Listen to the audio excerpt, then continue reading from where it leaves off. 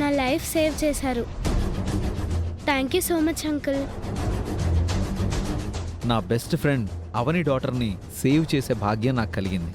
నీకు ఆ దేవుడి ఆశీర్వాదం ఎప్పుడూ ఉంటుంది తల్లి.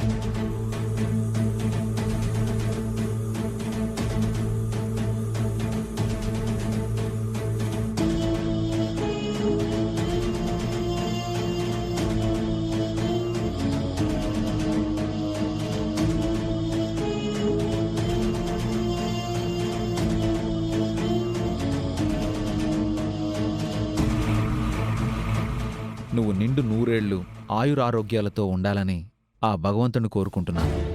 Thank you. నాకు అర్జెంట్ పని ఉంది, నేను బయలుదేరుతాను. మనం మళ్ళీ కలుద్దాం. మీరు తప్పకుండా ఒకసారి మా ఇంటికి రావాలి. ష్యూర్. బాయ్. బాయ్. బాయ్. అవసరమైనప్పుడు దీన్ని ఓ ఆటం బాంబులా ప్రయోగించాలి.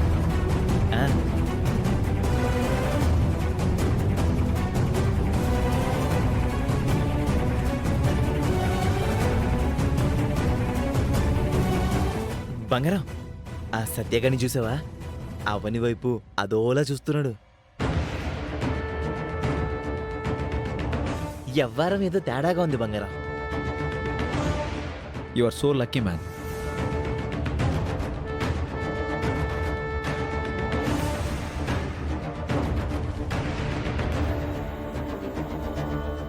ఆ అక్షయ్ చదివే స్కూల్లో నేను చదవను. నువ్వు ఇక్కడే చదవాలి. ఎందుకు? ఏదైనా కారణం ఉందా బంగారం? ఉంది. ఏంటో? శౌర్య, నేను చెప్పేది జాగ్రత్తగా విను. అక్షయ్ గురించి ఆ అంకుల్ ఎప్పుడైనా ఇక్కడికి వచ్చినా, లేదంటే అవని అతను అక్షయ్ని అడ్డం పెట్టుకుని కలిసినా నువ్వు వెంటనే ఆ విషయాలు మాకు చెప్పాలి. అంటే నువ్వు గూఢాచారులా కనిపెట్టుకోనుండి సమాచారాన్ని మాకు చేరవేయాలి. ఎందుకు? ఆ వివరాలు ఇప్పుడు నీకు అనవసరం.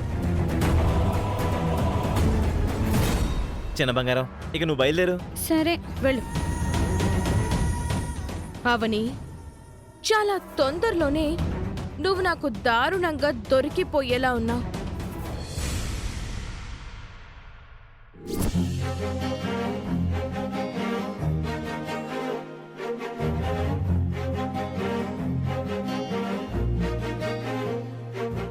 సారీ అమ్మా. సారీ ఎందుకురా? దారిలో అవని శ్రీకర్ వాళ్ళ పాప కనిపించడం వల్ల నిన్ను పికప్ చేసుకుని గుడి దగ్గర డ్రాప్ చేయడం కొంచెం లేట్ అయింది.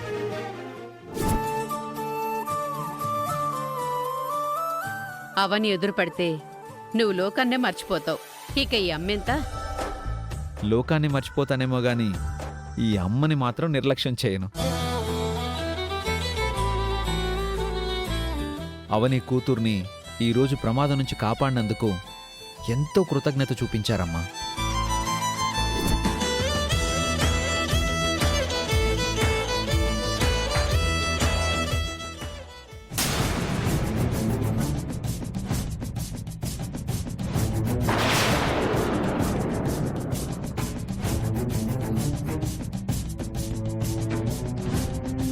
మనిద్దరికీ ఏ ఆపదొచ్చినా ఒకరినొకరం కాపాడుకుంటాం.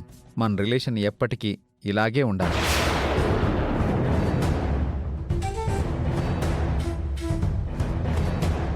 సరే అమ్మా, నేను బయలుదేరుతాను. నువ్వు నీ పూజలు చూసుకుని క్యాబ్లో వెళ్ళిపో, లేదంటే నాకు కాల్ చేయి, సరేనా? సరేరా, జాగ్రత్తగా వెళ్ళు. సత్య ఈమె కొడుక. ఆమెని పరిచయం చేసుకుని సత్య గురించి తెలుసుకోవాలి.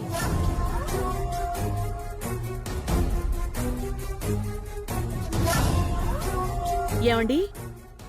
ఏంటండి? మీతో కొంచెం మాట్లాడాలి. చెప్పండి. నా పేరు వేదవతి. మీ పేరేంటో తెలుసుకోవచ్చా? నా పేరు ప్రభావతి అండి. నాతో ఏం మాట్లాడాలి? ఇంతకు ముందొకసారి మిమ్మల్ని గుళ్ళో చూశాను. అవునా? నేను ఈ గుడికి చాలాసార్లు వస్తూ ఉంటాను. మీరు ఈ ఊరికి కొత్తగా వచ్చారా? లేదండి, ఒకప్పుడు ఇక్కడే ఉండేవాళ్ళమండి.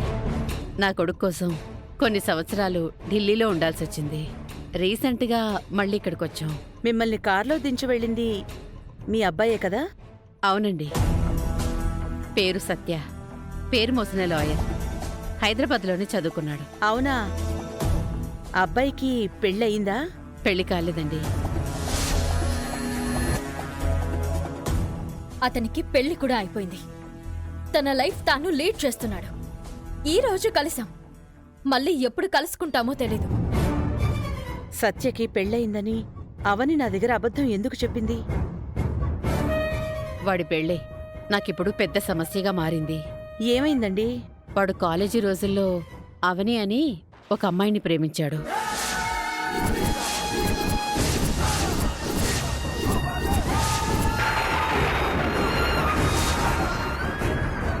అవని కోసమే హైదరాబాద్ వచ్చాడు.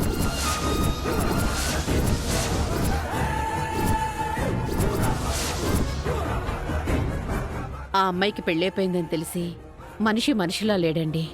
మనసు మనసులో లేదు. ఆ అమ్మాయిని ఇంకా మర్చిపోలేకపోతున్నాడు. ఆమెకు పెళ్ళైపోయిందని తెలిసిన తర్వాత, ఆ అమ్మాయి మరొకరికి భార్య అని తెలిసిన తర్వాత ఇంకా మర్చిపోకుండా ఉండడం తప్పవుతుంది కదండి. నేను కూడా చెప్పి చూశానండి. మరో అమ్మాయిని పెళ్లి చేసుకో అని కూడా చెప్పాను. ఒకరిని ఇష్టపడి మరో అమ్మాయిని ఎలా పెళ్లి చేసుకోను అంటున్నాడు. మన మొదటి పరిచయంలోనే నేను అన్ని విషయాలు మీతో చెప్పేశాను. ఎందుకో మిమ్మల్ని చూస్తుంటే నాకు దగ్గర వాళ్ళెలా అనిపించారు. అందుకే చెప్పానండి. మిమ్మల్ని ఏమైనా ఇబ్బంది పెట్టుంటే ఏమీ అనుకోకండి. నేను వాడి పేరున కొన్ని పూజలు చేయించాలని వచ్చాను. ఇప్పటికే ఆలస్యం అయిపోయింది. నేను వెళ్ళొస్తానండి. మళ్ళీ కలుద్దాం. సరేనండి. నమస్తే.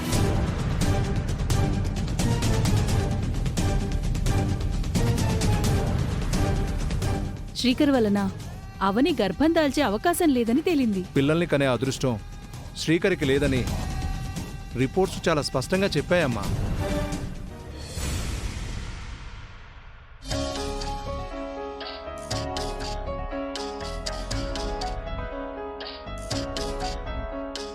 చింటూ, ఏంటి? ఎంతసేపు ఆ వీడియో గేమ్ ఏం ఆడతావు? మనం దొంగ పోలీస్ ఆట ఆడదామా? ఆడదాం. బట్ నేను పోలీస్, నువ్వు దొంగ. నీకు ఓకేనా? వీడిని దొంగని చేసి చిత్తకూడదామని అనుకున్నాను. క్యారెక్టర్స్ మార్చేశాడు. ఏంటి? సరే, ఈ వంకతో నీ వీపు వాయిస్తానుండు. మొదలు పెడదామా? Yes, I'm ready. ఫీల్ కోసం దొంగ పోలీస్ కాస్ట్యూమ్స్ వేసుకుందామా? నా దగ్గర లేవు. నా దగ్గర ఉన్నాయి. స్కూల్లో ప్రోగ్రామ్స్ కోసం కొన్ని ఉన్నాయి. అయితే తీసుకురా. అవని అని ఒక అమ్మాయిని ప్రేమించాడు. అవని కోసమే హైదరాబాద్ వచ్చాడు. ఒకరిని ఇష్టపడి మరో అమ్మాయిని ఎలా పెళ్లి చేసుకోను అంటున్నాడు.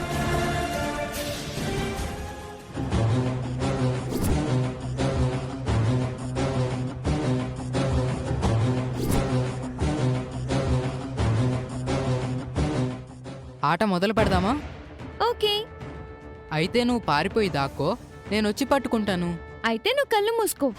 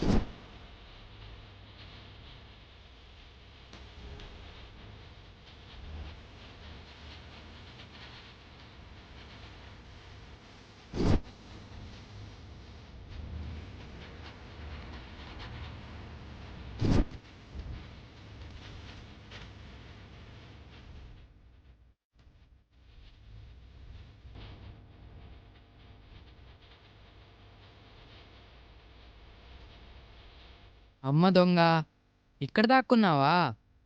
దొంగతనం చేస్తావా? నిన్ను దొంగతనం చేస్తావా? అయ్యో, అమ్మా! మన ముద్దతాట ఆడుతున్నాం కదా, నిజంగా కొడతావేంటి? పద పోలీస్ స్టేషన్కి. ఆగండి.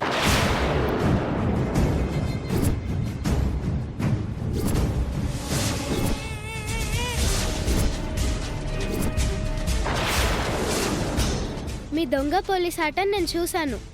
అందుకే దొంగకి శిక్ష పడేలా చేయడానికి వచ్చాను. నేను లాయర్ని.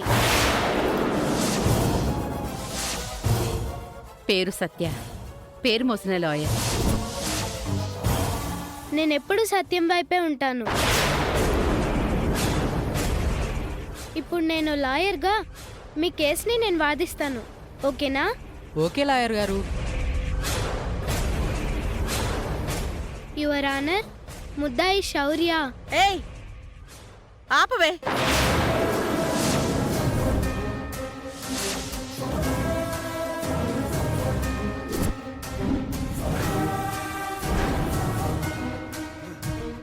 ఏమైందత్తయ్యా?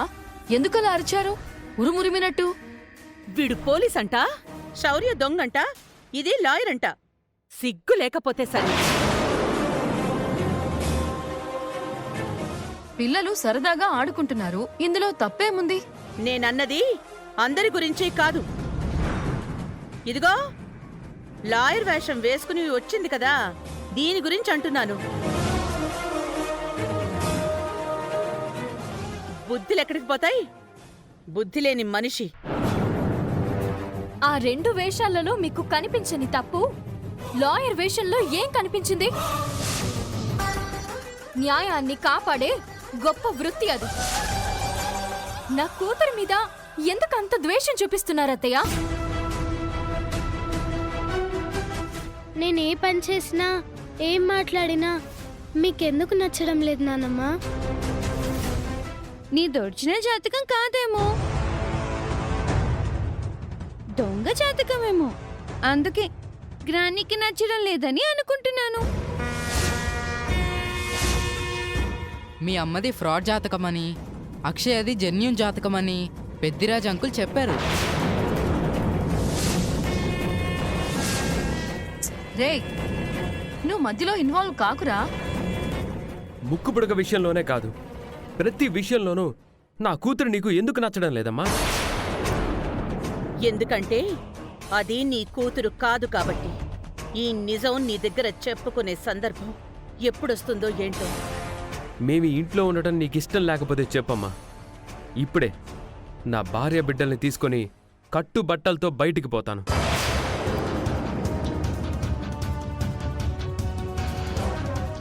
మనం ఎందుకు పోవాలి బావా? మనమేం తప్పు చేశామని? ఈ ఇంట్లో మిగిలిన వాళ్ళకంటే పద్ధతిగా ఉంటున్నది మనం మాత్రమే. మీ గొడవ మధ్యలోకి మేము దూరడం ఎందుకని ఎంతసేపు సైలెంట్ గా ఉన్నాం? మేము ఏం పద్ధతి తప్పామని ఇష్టం వచ్చినట్టు మాట్లాడుతున్నా? మీ కూతురంటే మా అమ్మకి పట్టం లేదు. మీరు తేల్చుకోండి, మధ్యలోకి మమ్మల్ని లాక్కండి. అక్షయ ఈ ఇంట్లో అడుగు పెట్టిన దగ్గర నుంచి ఇల్లు రావణ కాష్టంలా మండిపోతోంది. ఏ అక్షయ, నువ్వు మాటి మాటికి మధ్యలో కల్పించుకోకు. దూరంగా పో, దూరంగా పో.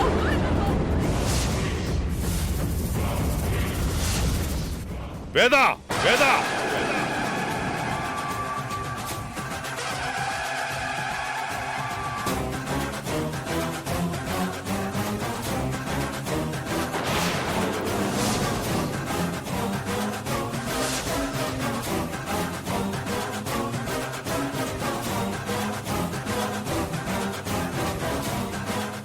ఏమైంది నీకు? ఎందుకు పిల్లల ఆట విషయమును కూడా పెద్ద సమస్యగా చిత్రీకరిస్తున్నావు? అది కాదండి. నేనంతా గమనిస్తున్నాను. నీ పద్ధతి నాకేం అర్థం కావట్లేదు వేదా. పిల్లలంటే పెద్దల ప్రతిరూపాలని అంటారు కదా. అంటే ఏంటి మీ ఉద్దేశం? శౌర్య దొంగ వేషం వేసింది కాబట్టి కృష్ణ దొంగ అనా? వదినా, నువ్వు అనవసరంగా టాపిక్ని డైవర్ట్ చేయకు. ప్రతిరూపాలు అంటూ అత్తయ్య మాట్లాడుతోంది కదా, దాని గురించే మాట్లాడుతున్నాను. అయితే అక్షయ్ కూడా లాయర్ వేషం వేసింది. శ్రీకర్ లాయరా ఏంటి? కాదు కదా. ఈ వాదనలు ఇంకా ఎంత దూరం వెళ్తాయో ఏంటో. ఇక ఆపండి. మొదలుపెట్టింది అత్తయ్య, మేం కాదు మావయ్య. నా కొడుకుని మోసం చేస్తూ ఎలా నటించగలుగుతుంది? దొంగ జాతకంతో నిహారిక చేసిన మోసం కంటే అవని చేసిన మోసమే క్షమించరానిది. అత్తయ్యలో అమ్మని చూసుకున్నాను. ఆ విలువని కోల్పోయేలా ప్రవర్తిస్తుంది. నా విలువల గురించి మాట్లాడే అంత అర్హత నీకే ఉంది. వేద, ఏమైంది నీకు? నువ్వు అవనితో మాట్లాడుతున్నావన్న సంగతి మర్చిపోతున్నావా? నా బాధ ఎవరితో చెప్పుకోవాలో అర్థం కావడం లేదు.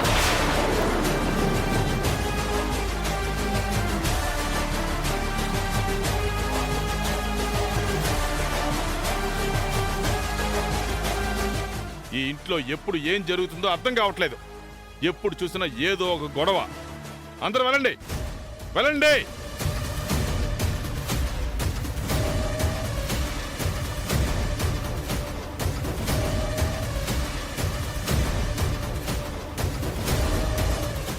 నువ్వు లాయర్ వేషం వేసుకుంటే నానమ్మకి ఎందుకంత కోపం వచ్చిందో నాకిప్పటికీ అర్థం కావడం లేదు. అత్తయ్య ఏదో విషయంలో బాగా మదన పడుతుంది. ఏమై ఉంటుంది?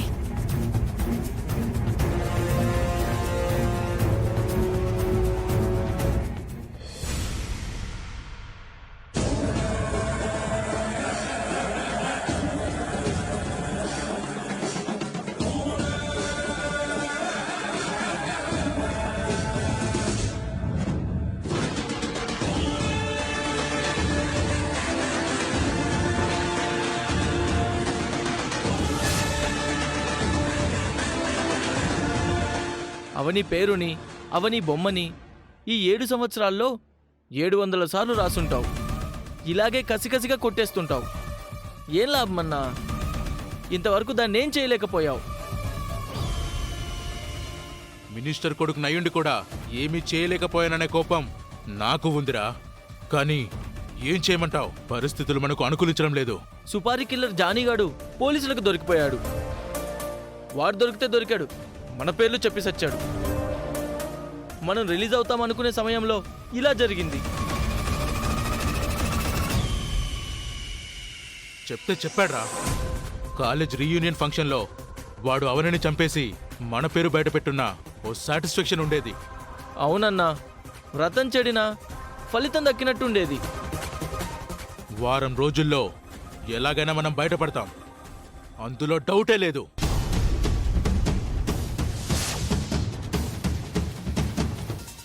ఏ యవ్వని, నేను బయటికొస్తా, నీ అంతు చూస్తా. నీ చావు నా చేతుల్లోనే ఉంది. రెడీగా ఉండు.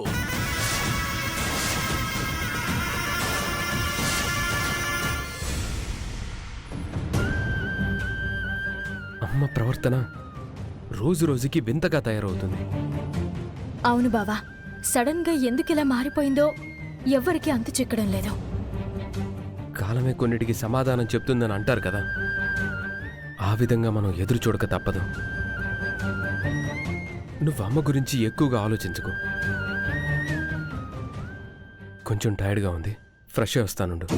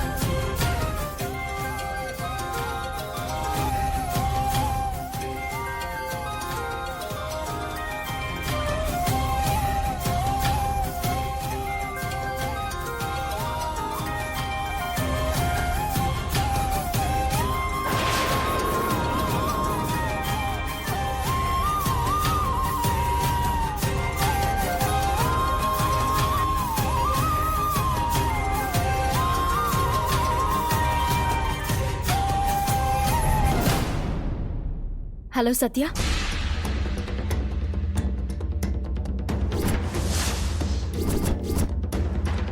అవని ఎలా ఉన్నావు?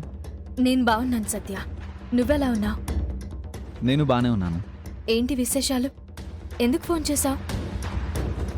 నీతో ఒక విషయం గురించి చెప్తే కంగారు పడతావని చెప్పకుండా ఆగాను.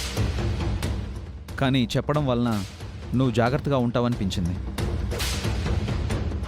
అందుకే ఆ విషయం గురించి చెప్పడానికే కాల్ చేశాను. ఏంటది? మనం ఫంక్షన్లో కలుసుకున్నప్పుడు నీ మీద అటాక్ చేయడానికి ట్రై చేసింది ఎవరా అని నాకు తెలిసిన ఎస్ఐ ద్వారా ఎంక్వైరీ చేయించాను. అతను ఏం చెప్పాడంటే